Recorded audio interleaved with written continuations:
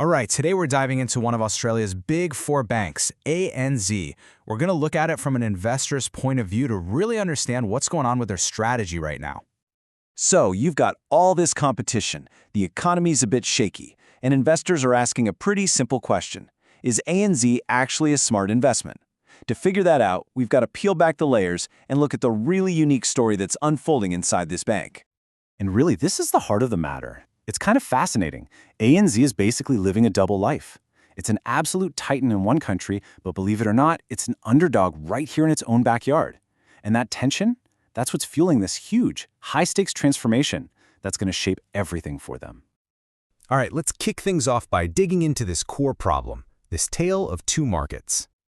Okay, so the difference here is, well, it's night and day. Over in New Zealand, ANZ is the undisputed king. They've got a massive 30% market share. But then you come back home to Australia, and suddenly they're the smallest of the big four banks. They only hold about 14% of the really critical home loan market. And that is the big puzzle that CEO Shane Elliott is desperately trying to solve. So if you want to understand how they're trying to fix this, you first have to know where the money's coming from, right? So let's take a look under the hood at the four main engines that are actually powering ANZ's profits. And what you see right away is that their profits are pretty well diversified. They're spread almost evenly across four main parts of the business. And that balance, that's what gives them a lot of stability. Let's break them down, one by one. First up, you've got Australia Commercial. This is the part of the bank that deals with small and medium-sized businesses. And let me tell you, this division is an absolute powerhouse. It's their main profitability engine, churning out the highest return on equity in the entire group, a whopping 26%.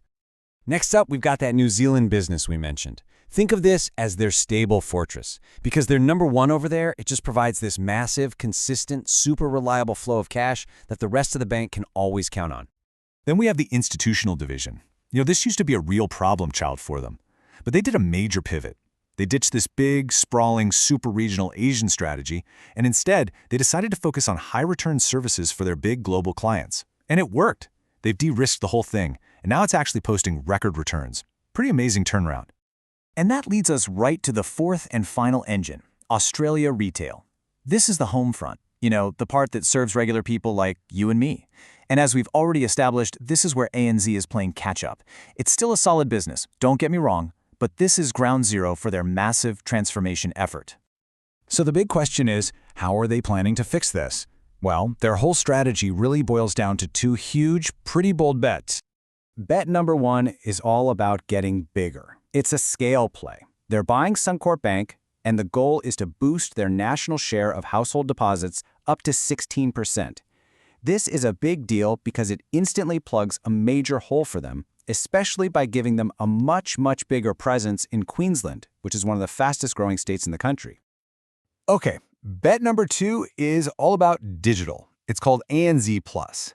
And this thing has been a rocket ship. It's already pulled in an incredible $16 billion in deposits. But here's the really crucial part. About half of the people putting that money in are totally new to ANZ. They're not just moving money around, they're attracting new customers. But, and this is the billion-dollar question, isn't it? It's one thing to attract savers with a juicy interest rate. That's the easy part.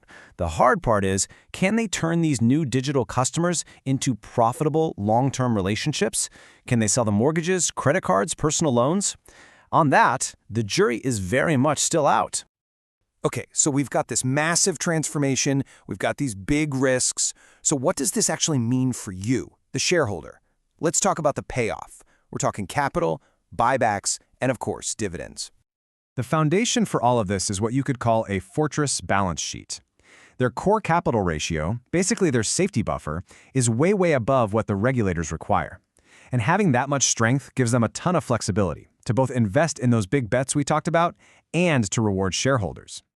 And that flexibility leads directly to this, a massive $2 billion share buyback. I mean, think about that. They're generating so much extra capital that they can afford to fund their huge transformation projects and hand a giant pile of cash straight back to investors. It's a pretty powerful combination. But that brings us to a really important question, especially for Australian investors. What's the deal with the dividend? And more specifically, why isn't it fully franked like the other big banks? All right, quick refresher just in case. Franking credits are basically a tax credit you get as a shareholder because the company has already paid Australian corporate tax on its profits. It's a huge reason why people love investing in Aussie shares. So, the reason ANZ's dividend is only partially franked is actually pretty straightforward. A huge chunk of their profit doesn't come from Australia, it comes from overseas, mostly from that fortress in New Zealand and their global institutional business. And since they don't pay Australian tax on those profits, they can't generate any franking credits from them. So their global footprint is a strength in some ways, but it comes with this direct trade-off for investors who love those fully franked dividends. Okay, so we've looked at the strategy, the money, and what it means for shareholders. Let's pull all these threads together now and get to the final verdict, the bull case versus the bear case. So the bull case, the optimistic view, is pretty simple. If they can successfully pull off the Suncorp deal and turn those ANZ Plus savers into real customers, they'll boost their market share, their profits will go up, and that discount they trade at compared to the other banks will start to disappear. The bear case, it's all about one thing, execution risk.